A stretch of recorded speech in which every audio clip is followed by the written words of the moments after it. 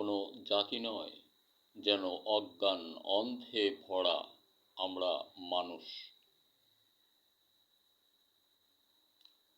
অসাবধানতা, অজান্তা, জেনেও না জানার ভান করা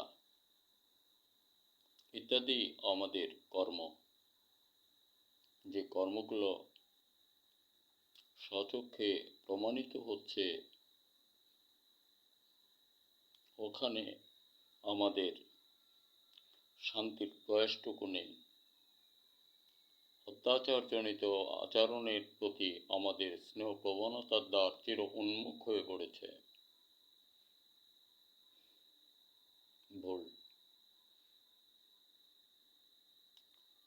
সবই ভুল হয়ে যাচ্ছে আমাদের মানুষদেরকে।